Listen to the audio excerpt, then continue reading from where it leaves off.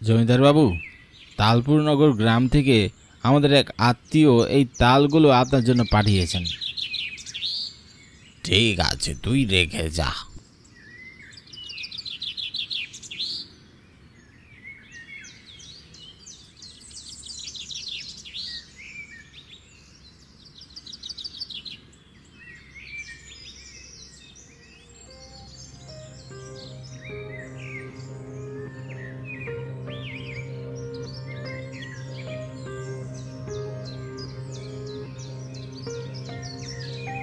কি হলো বাবা, তোমাকে এতটা অস্বাভাবিক লাগছে কেন? আজ আবারও সেই ভয়ঙ্কর অতীত মনে পড়ে গেল। কোন অতীত বাবা? তোমাকে এমন দেখাচ্ছে কেন? নিশ্চয়ই ভাবছো তালগুলোর দিকে তাকিয়ে আমি কি ভাবছি। শোনো তাহলে। এখন থেকে প্রায় 25-26 বছর আগের কথা। তখন আমি তোমার বয়সেরই ছিলাম। তালপুর নগর গ্রামে আমার এক পিসির বাড়ি ছিল। আশেপাশের 100টা গ্রামের তুলনায় সেই গ্রাম তালের জন্য বিখ্যাত ছিল। তাই তো গ্রামের নামকরণ করা হয়েছে তালপুর নগর। প্রতি বছর ভাদ্র মাসে আমরা পিসির বাড়িতে যেতাম আর মন ভরে তালের পিঠা খেতাম। তেমনি এক ভাদ্র মাসের রাতে আমি একা একা পিসির বাড়ি যাচ্ছিলাম। যেতে যেতে অনেক রাত হয়ে যায়। রাস্তার দুপাশে সারি সারি তাল গাছ, আর গাছ ভরা পাকা পাকা তাল। পাকা তালের সুগন্ধে পুরো গ্রাম মোমো করছিল। আমি ছাড়া রাস্তায় আর কেউ ছিল না। পুরো রাস্তা একেবারে ফাঁকা ছিল। অন্ধকার রাস্তায় আমি একা একা হেঁটে পিসির বাড়ি যাচ্ছিলাম। কেন যেন সেই রাতে আমার বড্ড ভয় লাগছিল। মনে হচ্ছিল আমার পিছু পিছু কেউ আসছে। আমি বারবার পিছনে ঘুরে তাকাচ্ছিলাম, কিন্তু কোথাও কাউকে দেখতে পাচ্ছিলাম না। থেকে থেকে খুব অদ্ভুত একটা আওয়াজ আমার কানে ভেসে আসে। আমি হঠাৎ হোঁচট খেয়ে পড়ে যাই। আমার মনে হলো পিছন থেকে কেউ আমাকে খুব জোরে ধাক্কা দিয়ে ফেলে দিয়েছে। ভয় আমার বুকের ভিতরটা পানি শূন্য হয়ে যায়। আমি এক লাফে উঠে দৌড়াতে শুরু করলাম এবং হাঁপাতে হাঁপাতে পিসির বাড়ির সামনে গিয়ে উঠলাম।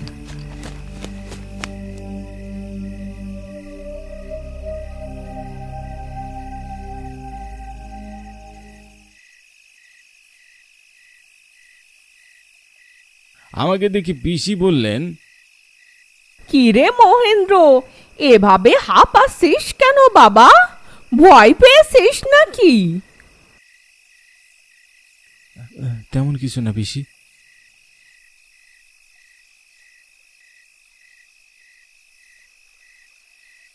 আরে মহেন্দ্র দাজি, কেমন আছো তুমি? আসতে দেরি হলো কেন বলো তো? ভালো আছি বাঁধন। হোস্টেলে কিছু জরুরি কাজ ছিল, শেষ করতে একটু দেরি হয়ে গেল। কিন্তু তোমাকে এমন দেখাচ্ছি কেন মহেন্দ্রদা? নিশ্চয়ই গত রাতে ভালো ঘুম হয়নি। আচ্ছা ঠিক আছে, এখন ঘুমাবি চলো। তারপর আমি বাঁধনের সাথে ওর রুমে যাই। সেই রাতে আমি আর ঘুমাতে পারিনি। সারা রাতে বসবাস করে ছটফট করছি। পরের দিন সকালে ভোরের আলো ফোটার সাথে সাথে আমার মন থেকে সে সমস্ত দুশ্চিন্তা কেটে যায়। সারাদিন কোনো রকম কেটে গেল।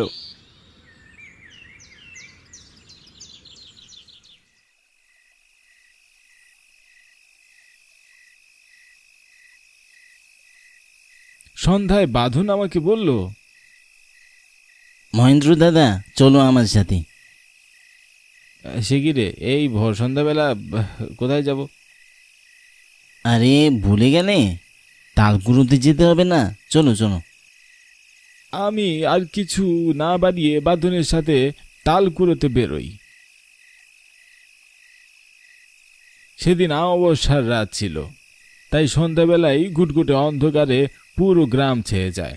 আমি আর বাঁধন ছাড়াও গ্রামের আরো অনেকজন তালকুড়োতে বেরিয়েছিল। কিন্তু কি আশ্চর্য, কেউ একটা তালও পাচ্ছে না।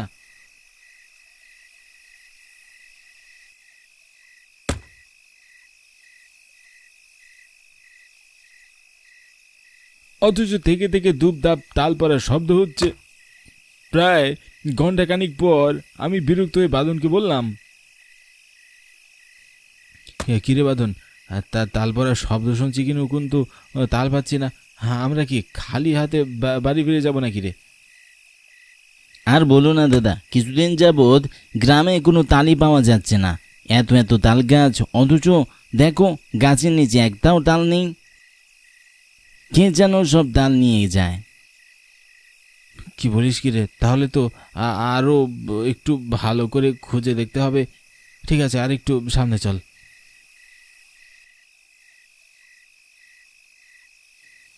তাল গাছগুলোতে তালের সংখ্যা অনেক কমে গিয়েছে। আমি আর বাঁধন তাল খুঁজতে খুঁজতে আরো কিছু সামনে এগিয়ে যাই। তখন আমরা আমাদের সামনে দুটো রাস্তা দেখতে পাই। দাদা, তুমি এদিকটায় খুঁজো আর আমি ওদিকটায় গেলাম। একথা বলে বাঁধন অন্যের রাস্তায় চলে যায়। অন্ধকার রাস্তা, আমি একা একা তাল খুঁজতে লাগলাম। আশেপাশে কাউকেই দেখতে পেলাম না, শুধু ঝিঝি পোকার ডাক শোনা যাচ্ছে। এমন নির্জন পরিবেশে কেন যেন আমার একটু ভয় ভয় করছে। হঠাৎ গতকাল রাতের কথা মনে পড়তেই আমার গা ঝমঝম করে উঠল, সাথে বুক ধরফর করতে লাগলো, আর সামনে এগোনোর সাহস পেলাম না। তখনই আমি কারো উপস্থিতি অনুভব করলাম, চমকে গেলাম, পিছনে ঘুরে তাকালাম, কিন্তু কাউকেই দেখতে পেলাম না। এইসব কি হচ্ছে? কারণে আমি ভয় পাচ্ছি হয়তো।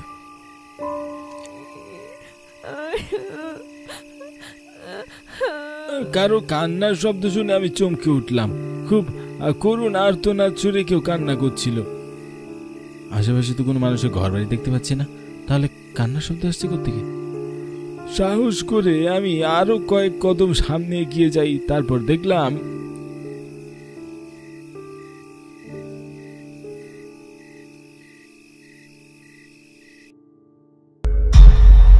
তালতলার শুকনো খালের ভিতর একটি মেয়ে মাথা নিচু করে কান্না করছে। তাড়াহুড়ো করে আমি মেয়েটির কাছে গিয়ে বললাম, কে আপনি? এভাবে এখানে বসে কান্না করছেন কেন? মাথা তুলে অশ্রু ভেজা চোখে মেয়েটি আমার দিকে তাকালো। আমি ভীষণ অবাক হয়ে বললাম, আরে রাধিকা, তুমি কি হয়েছে তোমার? তুমি কান্না করছো কেন?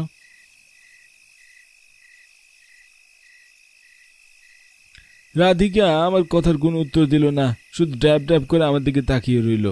রাধিকা আমার পিসির একমাত্র ননদের মেয়ে। প্রতি বছর ভাদ্র মাসে রাধিকাও আমার পিসির বাড়িতে বেড়াতে আসে, কিন্তু আজ কেন যেন রাধিকাকে একটু অন্যরকম লাগছে।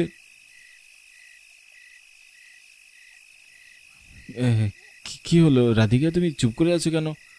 আমাকে কিছু বলো, কি হয়েছে? এবার রাধিকা আমার দিকে কিছুটা বিরক্ত হয়ে তাকালো। মনে হলো ও আমার উপস্থিতি মোটেও পছন্দ করছে না। তাই পরিস্থিতি সামনে নেওয়ার জন্য আমি বললাম, আচ্ছা ঠিক আছে, বলতে না চাইলে আমি আর জোর করব না। জানো রাধিকা, বাঁধন বলছিল কিছুদিন যাবত নাকি এই গ্রামে কোনো তাল পাওয়া যাচ্ছে না।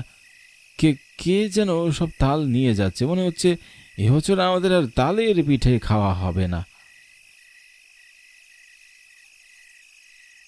আমার কথার উত্তরে রাধিকা কোনো উত্তর দিল না।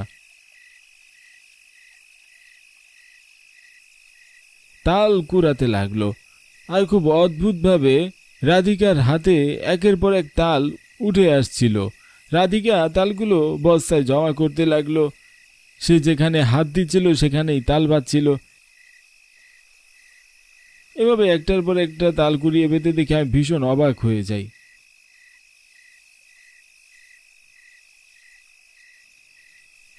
কি আশ্চর্য, আমরা সেই সন্ধ্যা থেকে তাল খুঁজে বেড়াচ্ছি, অথচ কোথাও একটা তালও খুঁজে পেলাম না। আর তুমি যেখানে হাত দিচ্ছ সেখানেই তাল পাচ্ছ। তুমি কি জাদু জানো নাকি? হ্যাঁ, আমার কথার কোনো পাত্তা না দিয়ে রাধিকা মনোযোগ দিয়ে তাল কুড়োতে লাগলো। হঠাৎ আমি লক্ষ্য করলাম রাধিকা সাদা শাড়ি পরে আছে আর কালো একটা চাদর মুড়ি দিয়ে আছে। এটা দেখে আমি বেশ অবাক হয়ে বললাম, তুমি সাদা শাড়ি পরে আছো কেন রাধিকা? আমি তো এতক্ষণ খেয়ালই করিনি। আমি এ কথা বলতে রাধিকা প্রচণ্ড রেগে যায়, আমার দিকে তাকায়, মনে হচ্ছিল ওর লাল লাল চোখ দুটো দিয়ে এক্ষুনি আমাকে গিলে খাবে। ওর ভয়ঙ্কর চাউনি দেখে আমি কিছুটা ঘাবড়ে যাই। আমতা আমতা করে বললাম, আচ্ছা ঠিক আছে, তুমি এভাবে রাগ করো না, আমি আর কিছু জানতে চাইব না। তারপর রাধিকা আবারও তাল কুড়োতে লাগলো, আর তার আচার আচরণ আমার কাছে বেশ অদ্ভুত মনে হচ্ছিল। ভাদ্র মাসে ওই কড়া গরমে কেউ চাদর মুড়ি দিয়ে থাকতে পারে? তার রাধিকাকে না দেখলে বুঝতে পারতাম না। ভয়ে তাকে আর কিছু বলার সাহস পেলাম না। দেখতে দেখতে রাধিকা 2 বস্তা তাল কুড়োলো। অনেক তাল হয়েছে রাধিকা, আর কুড়োতে হবে না, কয়েক ঘন্টা পর ভোরের আলো ফুটবে। এখন আমরা যাই, চলো। আমি যাব না, তালগুলো নিয়ে আপনি আপনার পিসির বাড়ি যান।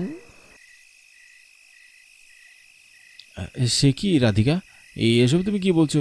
এই গভীর রাতে তোমাকে একা ফেলে রেখে আমি কেমন করে যাই বলো তো? আর তার চেয়ে বরং তুমি আমার সাথে বাঁধনের বাড়ি চলো। এবার আমি অনেক দিন থাকবো, প্রতি বছরের চেয়ে এবার আরো বেশি মজা হবে। ও বাড়িতে যাওয়া আমার আর শোভা পায় না, আমি এখানেই থাকবো। রাধিকাকে অনেক বোঝানোর চেষ্টা করেও আমি ব্যর্থ হলাম। সে কিছুতেই আমার সাথে যেতে রাজি হলো না। জানি না কি হয়েছে, তবে তাকে দেখে বেশ অস্বাভাবিক লাগছে বটে। আচ্ছা ঠিক আছে, তুমি না যাও, তুমি ওই তালগুলো নিয়ে যাও, আমি এখান থেকে কয়েকটা পিস নিয়ে যাচ্ছি। না, আমার কোনো তাল লাগবে না, আমি এখন আর তাল খাই না। বুঝেছি, নিশ্চয়ই কোনো কারণে তুমি খুব রেগে আছো। রাগ কমলে বাঁধনের বাড়ি এসো। হ্যাঁ, এখন আমি যাচ্ছি।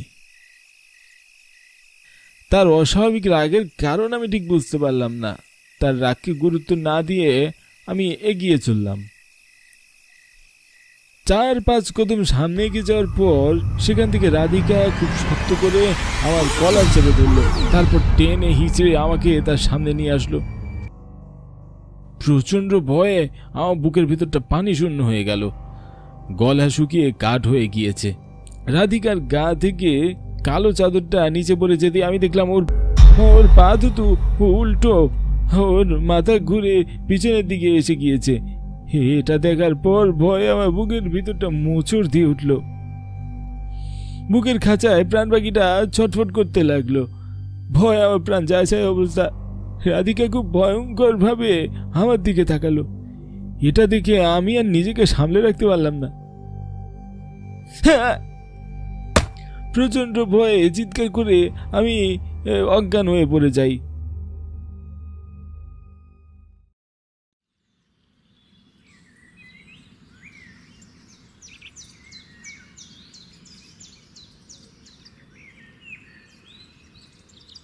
জ্ঞান ফিরে আসার পর দেখলাম আমি বিছানায় শুয়ে আছি।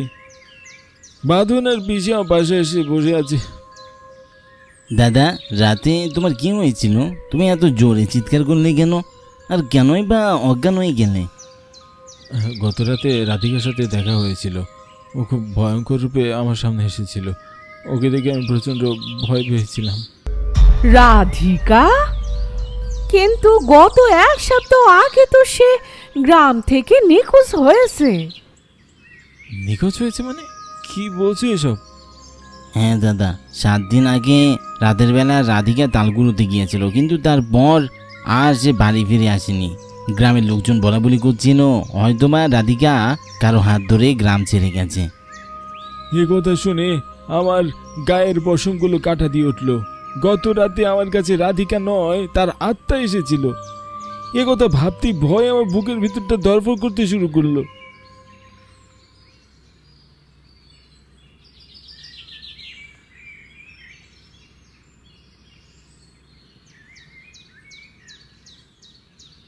তাড়াহুড়ো করে সেদিনই আমি পিসির বাড়ি থেকে চলে আসি।